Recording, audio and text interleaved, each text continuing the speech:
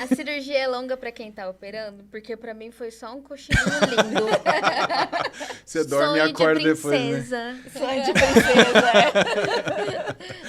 Realmente, né, Ana? A gente acorda e fala, nossa, Já foi, né? acabou? Já foi? Essa é uma sensação que eu tenho curiosidade, assim, de Eu também. falar, cara, eu passo um tempão aqui, esse paciente já tá lá, entendeu? E eu não cheguei lá ainda. Mas é engraçado, quando a gente que trabalha, opera, assim, nossa, mas eu já acordei lindo, né?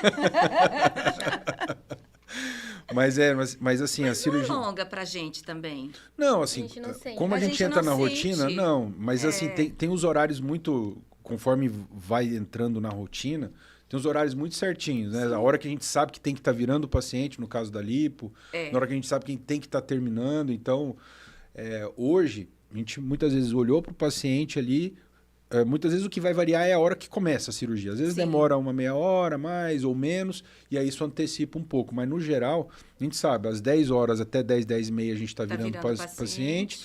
Até às 11 está começando o dorso, até mais ou menos entre meio-dia e meia e 1 hora a gente está finalizando tudo. É mais ou menos esse o esquema, né? Porque na lipo a gente meio que recomeça a cirurgia do zero quando a gente muda o paciente de posição. Daí a outra pergunta é, tipo, se sai pra comer e ir no banheiro, porque não é possível que o doutor fique 5, 6 horas direto Mas a gente mexendo. consegue ficar 5, 6 horas. Na verdade, na lipo, a gente acaba saindo porque tem esse momento da troca virar. de decúbito, né? Vai virar o paciente, a gente acaba saindo, né? E daí toma um shake.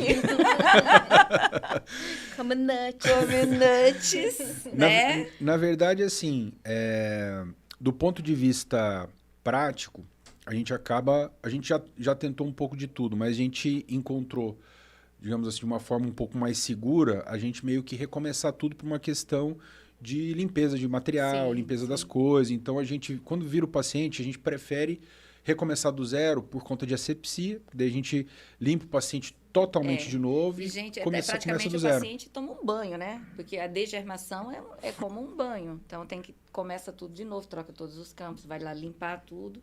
Isso dá aí para auxiliar uns 20 minutos. 20 minutos, que às vezes... O auxiliar vai vai no Instagram, esquece do tempo, e chega o cirurgião, já está em campo. Ai, meu Deus, estou atrasada.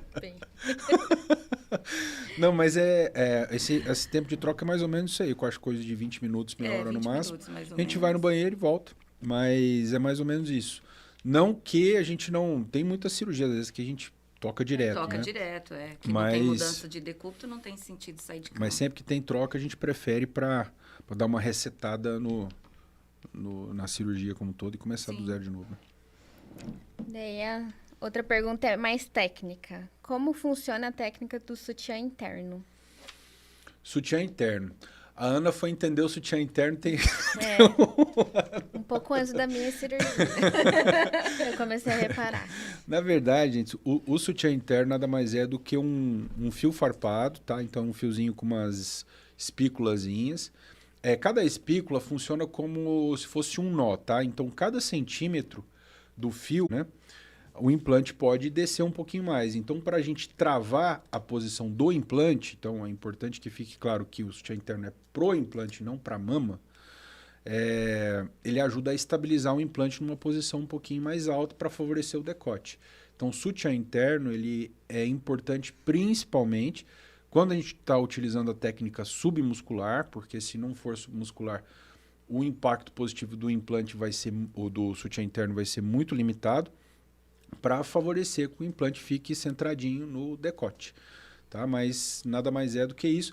E, para além, normalmente eu gosto de utilizar o sutiã interno, alongando ele para terminar o fechamento da mama, que é o que a gente chama de four layer, que é suturas em 4 camadas, né?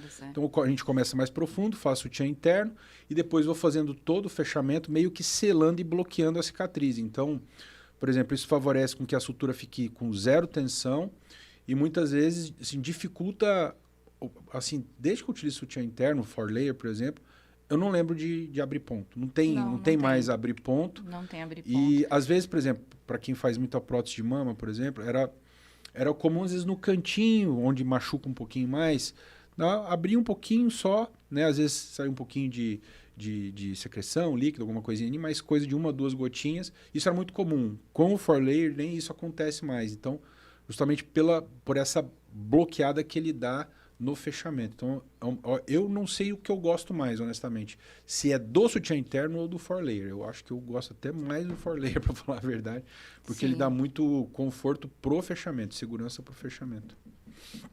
Diminui toda a tensão ali da Né? cicatriz. 12, ó, R12. R12. Não acontece nada, gente. É, não acontece nada. R12 tá E de fica prova. linda a cicatriz. É. A paciente não faz xixi durante a cirurgia e se der vontade? Não, Também. o paciente fica Com sondado. sondada. Então, o paciente fica sondado. Algumas cirurgias mais curtas, É por tipo exemplo, prótese, né? cirurgia de prótese a gente não vai sondar, porque não faz sentido. Eu quero que o paciente acorde e já vá para casa. Vai jantar fora. Mas umas cirurgias mais de 3 horas, por exemplo, 3 horas e meia. Lipo sempre, né? Na lipo, contorno corporal, no geral, a gente costuma sondar. Então, o paciente fica tranquilo e o ideal até que na noite do dia da cirurgia, o paciente, se já estiver deambulando bem, andando bem, já esteja sem sonda, porque uma das coisas mais importantes também para a recuperação é o paciente caminhar, né? Normalmente, vocês ficam muito preocupados com a questão de trombose e tal. O mais importante, a prevenção mais importante para a trombose é o que a gente chama de deambulação precoce, que é o paciente caminhar muito cedo. Então, se o paciente fez cirurgia de contorno corporal, caminha no dia da cirurgia, isso não só diminui complicações como trombose, mas também diminui ou facilita muito a alta do paciente. Então, o paciente no outro dia está com outra dinâmica para já ir de alta, então vai muito mais fácil, a recuperação flui melhor. Então, a deambulação precoce é algo muito, muito importante mesmo. O paciente fica muito preocupado, doutor, vou usar meia, olha, se você estiver andando, é o mais importante de tudo, mais importante do que meia, do que qualquer coisa. Do que quer que você tome. Exatamente. Né? Então, às vezes, o paciente quer só ficar Eu mesmo deitado, odeio o hospital inteiro. Eu também. Pra lá, você foi pra casa. Tendendo a ser cirúrgico de novo. Quando você vai lá arrumar o material. Então, na minha cirurgia eu fui antes, arrumei a sala que ia ser a minha cirurgia, daí voltei, internei, aí eu entrei no centro cirúrgico como paciente. Você arrumou a sala da sua Você cirurgia? não sabia? Ela arrumou a sala da não cirurgia. sabia que você Você achou que tava linda e maravilhosa, por Ela quê? chegou lá. Eu não sei se isso é bom ou ruim, né? Se ela só estava desconfiando de quem ia arrumar, né? Ah, lógico, né? Não, eu escolhi a dedo as pessoas que iam estar lá.